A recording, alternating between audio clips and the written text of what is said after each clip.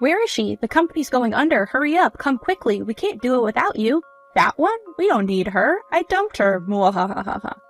Dad, it's me. I need your help with something just in case. We were enjoying a company trip in Jackson Hole, Wyoming for 2 nights and 3 days, but trouble arose on the day of checkout. Something was off. I was the only one at the entrance. When I asked the hotel staff about the situation, I was informed of the shocking truth. Feeling a bit uneasy, I decided to initiate the secret plan for the sake of the company. My name is Madison Carter. I'm 25 years old and single. My family consists of my dad, mom, and me. I've lived a comfortable life since childhood. An example of how comfortable my life has been is that my mom has always been a stay-at-home mom. When I tell my friends that my mom is a stay-at-home mom, they're always surprised. It's probably because stay-at-home moms have become rare in this day and age. On the other hand, my dad's occupation has always been unclear, even when asking him or mom about it. However, when I graduated from college, my parents told me the truth during a family dinner at a restaurant. It's been vague about your dad's job, but the reason we've had a comfortable life is because he's been working hard as an investor. We really wanted to tell you before you started high school, but your mom stopped me. Oh, really? I kind of had a feeling. To be honest, I didn't know my dad was an investor, but seeing him and his sharp gaze when talking about money, economic magazines, news, and the way he handled phone calls, I knew he didn't have a regular job. My parents laughed at my nonchalant response, saying I was definitely their daughter. I laughed along with them. A few years passed since then, and now I work at a certain company. Fortunately, it was a job seeker's market in my time, so I could enter any industry. I chose IT because I thought it could be a workplace where women could excel and working from home was possible. That being said, if I were to work remotely for 2 or 3 years after joining the company, I would fall behind my peers and would need to learn the job on my own. So now I go to the office 5 days a week. Actually, my IT company is a traditional sports-oriented company, and today we are on a company trip to Jackson Hole, Wyoming. The hotel in the mountains of Jackson Hole provided a high-quality and well-maintained space that healed our urban hearts. The attendees included managers, and the executives were said to be staying at the company. The managers complained about the executives while getting tipsy. Everyone was enjoying themselves in their own way, attending small talk, performing party tricks, and taking baths in the relaxing hot springs. And then on the last day of the 2-night, 3-day trip, a problem occurred because I was left at the inn. No way. I rushed to the front desk to ask about the status of the group bus, and I was supposed to be aboard. It was already departed. We asked the group leader if there was anyone who missed the bus, but there's no benefit for the hotel staff to lie to me, so there's only one person to blame. Senior, I'll hold the grudge, okay? Who got left behind is, at the meeting time the director had told me the day before was incorrect. What I heard from the director was we were going to meet at 2 p.m. or 1400. However, according to the hotel staff, the meeting was at 10 a.m. and the bus departure was at 10:30.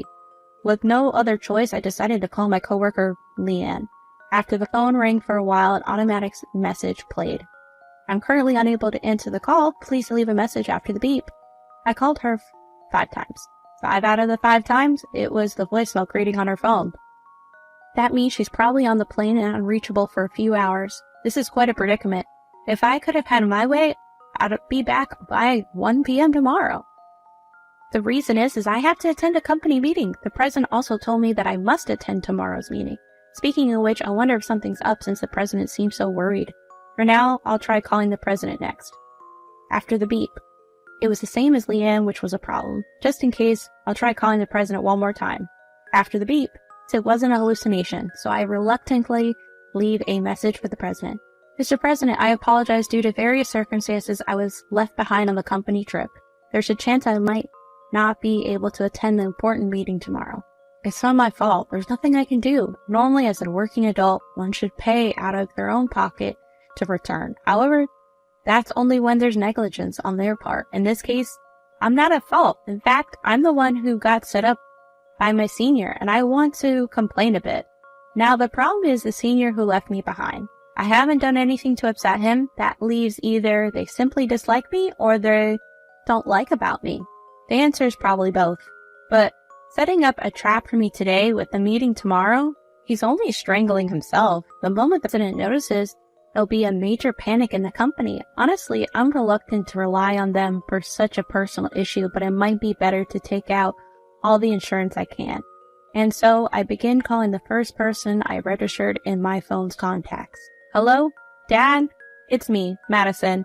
I got a bit of an emergency. The company who had just disembarked the plane started boarding the bus and arranged at the airport. While helping female employees load their luggage onto the bus, I caught sight of 3 missed calls and 1 message left on my phone screen. From Madison. Come to think of it, she wasn't there. I immediately played the message left in the voicemail service.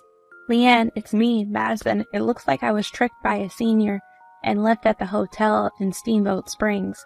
I have an important meeting tomorrow, but it's unclear if I can attend. Can you casually ask the senior why I'm not there?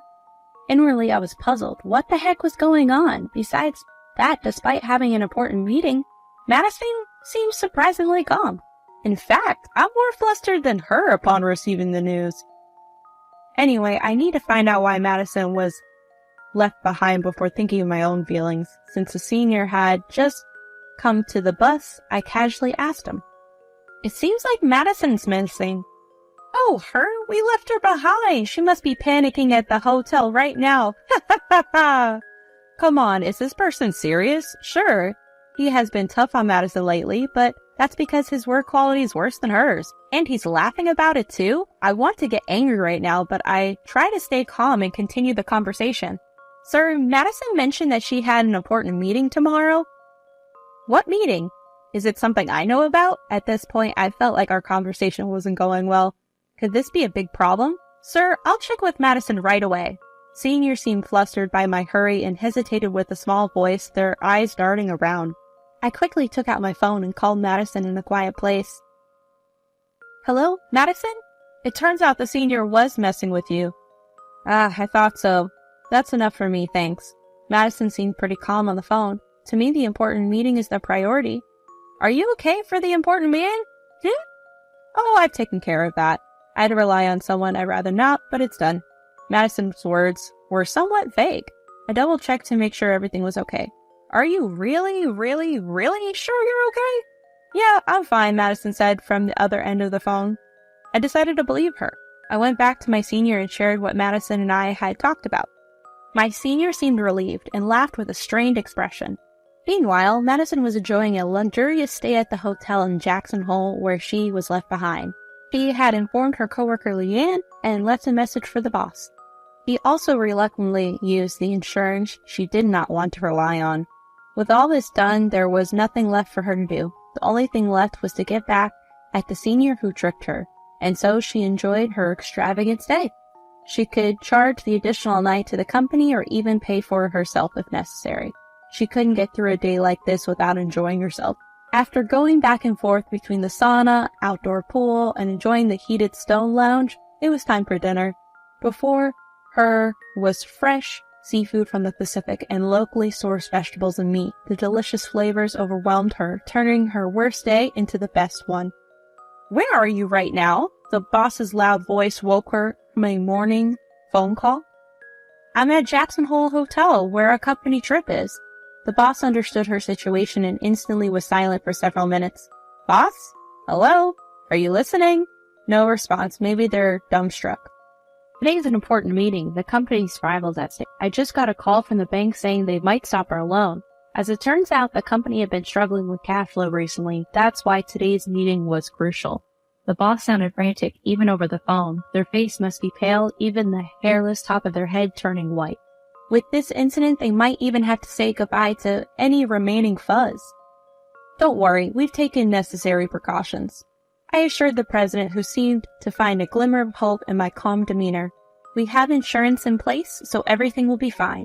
More importantly, I have something to discuss with you about Mr. Wilson. After about an hour, I explained the events of the company trip to the president. The unexpected turn of events left the president speechless for a while. It was understandable, given that an important meeting was scheduled for today and the person who should be present was absent because of a prank. We'll just make it in time for the meeting, and we have the worst-case scenario covered by insurance, so don't worry. I said, ending the conversation and hanging up the phone. Of course, Mr. Wilson must have received a good scolding from the president. Now it's time to prepare to leave the hotel and catch a flight. I left the hotel, boarded the plane, and took a bus to the office, arriving just in time for the 2 p.m. meeting. As soon as I entered the conference room, the president looked like he was about to cry.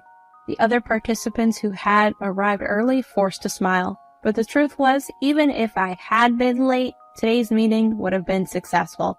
I have known in advance that my father was involved in the current loan matter. I kept silent because it wasn't something to share within the company, but after what Mr. Wilson did, I had no choice but to use it as my trump card. My father, after hearing my story, said, "Your decision was rational and good, Madison. You sought the best outcome based on your own judgment. No parent would refuse to help with that." To be honest, I felt like I owed my dad a favor as a working adult. Although I wanted to surpass my father, it was against my intentions to use him. But I like everyone in my workplace, except for Mr. Wilson. That's why I wanted to save them this time, even if it meant bending my own policy. Since the meeting is over and I'm exhausted from flying in from Jacksonville, I'd like to go home early today. I said it, not really meaning it, and left the company's conference room. By the way, I haven't heard about Mr. Wilson's situation. I wonder what happened. I wonder if he'll come into work tomorrow. As I pondered these thoughts, I headed home. The next day I saw Mr. Wilson. His face was still gloomy. When I asked Leanne, she said the president had scolded him severely. On top of that, his planned promotion was canceled. It's like adding insult to injury. I approached him and, pretending not to know anything, said, "Let's do our best again, senior." Mr. Wilson, hanging his head in disappointment, could only muster a weak reply. "It's better than being fired, and it'll be a lesson for him in the future. Now let's focus on today's tasks."